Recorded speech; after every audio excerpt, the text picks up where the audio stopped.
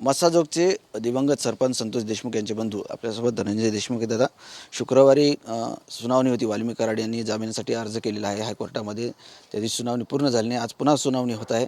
तुमचा न्यायालयावर विश्वास आहे, परंतु पुढे काय अपेक्षा आहेत तुम्हाला? नाही, आम्हाला अपेक्षा एकच आहे न्यायाची. आम्ही न्यायाव्यतिरिक्त आतापर्यंत काही बोललो नाही. परंतु दुर्दैव असं आहे की 12 तारखेला इथं कोर्टात बेल ॲप्लिकेशन दिलेलं जे होतं आरोपी नंबर 1नी, त्यावर आर्ग्युमेंट होत्या. त्या काही सगळ्या संपलेल्या नाही आहेत. अजून त्याचा काही भाग आजच्या तारखेला हायकोर्टात होत आहे आणि आम्हाला अपेक्षा आहे की न्याय मिळावा. परंतु आरोपीचे समर्थक किंवा आरोपीचे काही राजाश्रय घेऊन असलेले समर्थक हे लोक न्यायालयाला, मुख्यमंत्री साहेबांना, SIT CIDला चॅलेंज करतायत. आर्ग्युमेंट होण्याच्या अगोदर, तारीख पडण्याच्या अगोदरच मागच्या काही दिवसापासून अशी परिस्थिती आहे की आरोपी बाहेर येणार, आरोपी परत दहशत माजवणार किंवा कुटुंबाला भयभीत करण्याचा हा त्यांचा प्रयत्न आहे. परंतु कुटुंब भयभीत व्हायला एवढं मोठं आमचं दुःख आणि एवढा मोठा आघात आमच्यावर झालेला असताना आम्ही न्यायालयावर, सगळ्या मुख्यमंत्री साहेबांवर आणि सगळ्या सिस्टीमवर, SIT CIDवर विश्वास ठेवून इथपर्यंत आलेलो आहोत. आम्हाला अजून देखील सगळ्या गोष्टीवर विश्वास आहे आणि अपेक्षित आहे की आम्हाला योग्य न्याय द्यावा आणि आमच्या निष्पाप माणूस जो आहे त्याला तोच न्याय असेल, तो न्याय न्यायालयाने करावा. आर्ग्युमेंट आहे की शुक्रवारी पण आर्ग्युमेंट झाली. त्या दिवशी जे व्हिडिओ हे दाखवले, खरं तर खूप भयानक होतं ते. अजूनही तुम्हाला जे वावड्या उठवतात, तुम्हाला आरोपी सुटन, हे अशा गोष्टी घडत आहेत, हे कोण करते आणि तुम्हाला न्याय भेटन असं का वाटत नाही? नाही, आरोपीचे समर्थक आहेत ते डे 1 पासून तेच करतायत. ज्या दिवशी आरोपी अटक झाला, आता त्यावर मी सगळं स्पष्टीकरण, कारण की ह्या सगळ्या गोष्टी काव्यात्मक आहेत, ते मी नंतर बोलणार देखील आहे आजच्या आर्ग्युमेंट वगैरे झाल्यानंतर. परंतु त्यांचं जे म्हणजे अराजकता जी माजवलेली होती त्यांनी, ती एवढी भयान प्रकारची होती की त्यांना कुठल्याच गोष्टीचं भय नाही, ना त्यांना कुठल्या गोष्टीचं चिंता आहे.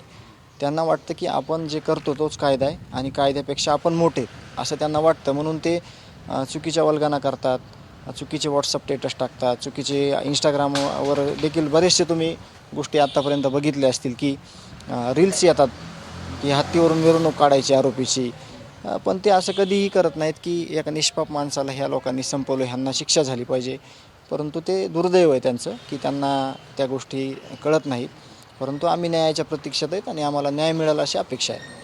शुक्रवारी कोणत्या कोणत्या विषयावर म्हणजे चर्चा झाली कोर्टामध्ये, आज कुठले मुद्दे तुमचे वकील मांडणार आहेत? नाही, मी मेरिटवर आत्तापर्यंत कधी मीडियाला बोललो पण नाही आणि बोलणार देखील नाही. तो वकील साहेबांचा भाग आहे आणि त्यांनीच ते मांडलं पाहिजे व्यवस्थितरित्या. मी एवढंच म्हणतो की ज्या पद्धतीने आर्ग्युमेंट वगैरे चालू आहेत, ज्या सुनावण्या चालू आहेत, त्या आरोपीचे वकील मांडतायत आणि फिर्यादीचे म्हणजे आमचे पीडित कुटुंबाचे, तर ते मेरिटचा भाग आहे. तो वकील साहेब तुम्हाला नंतर सांगतीलच. परंतु आम्ही न्यायाच्या प्रतीक्षेत आहोत आणि असं कुणीही समजायचं कारण नाही की देशमुख कुटुंब एकटं आहे. देशमुख कुटुंबाला कुठंतरी भयभीत केलं जाईल किंवा करता येईल असं जो गैरसमज असेल कुणाचा तर काढून टाकावा.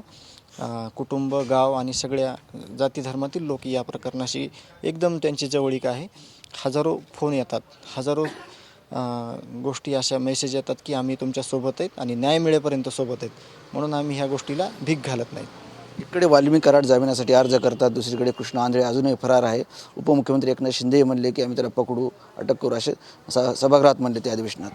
मी ह्याच्या अगोदर देखील बोललेलो आहे की जो फरार आरोपी आहे तो पोलिसांच्या जास्त संपर्कात होता फरार असताना सुद्धा. याच्या आधीच्या प्रकरणात ज्या कोणी पोलीस अधिकाऱ्यांच्या संपर्कात तो असायचा, जसं की 29 जुलैला जी मीटिंग झाली राष्ट्रवादी काँग्रेस पक्षाच्या कार्यालयात, तर त्यावेळेस जे पोलीस अधिकारी होते ते जरी आज ताब्यात घेतले तरी 100% तो आरोपी कुठं ना कुठं सापडल्याशिवाय राहणार. आंधळे 100% सापडणार. हे सगळे पोलीस अधिकारी जर ह्याच्यामध्ये घेतले तपासात आणि त्यांना जर जिम्मेदारी दिली तर 100% त्यांना धागादोरा लागून तो 100% शोधला पाहिजे.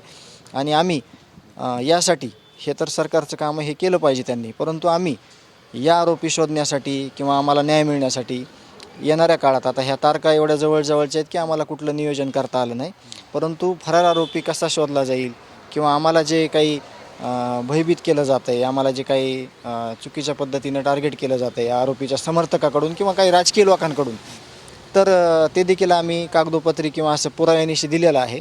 परंतु त्या संदर्भात आम्हाला एक राज्यव्यापी बैठक घ्यायची, त्याचं नियोजन गावकरी हे सगळे करणार आहेत. पहिल्या टप्प्यामध्ये सगळे गावकरी आणि प्रमुख लोक जे आहे जिल्ह्यातले ते येणार आहेत आणि मग राज्यव्यापी बैठक ह्याच्यासाठी घ्यायची गरज आहे की हा फरार आरोपी त्याच्यापासून आमच्या कुटुंबाला, साक्षीदारांना, फिर्यादीला, कुटुंबाला धोका आहे आणि त्याच्यानंतरची काय जी दिशा असेल आमची, कारण आम्ही विनम्रपणे न्याय मागतोय, परंतु ह्या लोकांना खूप मोठं पाठबळ असल्यामुळं हे लोक आम्हाला भयभीत करण्याचा वेळोवेळी प्रयत्न करतात. राज्यव्यापी बैठक म्हणजे कोण कोण असणार बैठकीला त्या? नाही सर, सगळे सर्वसामान्य लोक असणार आहेत आणि त्याचं नियोजन आत्ताच सांगणं चुकीचं होईल, कारण त्याच्यात काय होतं, गावकरी काय ठरवतात त्यावर आपल्याला पुढचं नियोजन देता येईल. नक्कीच. हे होते धनंजय देशमुख. कॅमेरामन हर्षल निकमसह संजय सरोदे, TV9 मराठी, छत्रपती संभाजीनगर.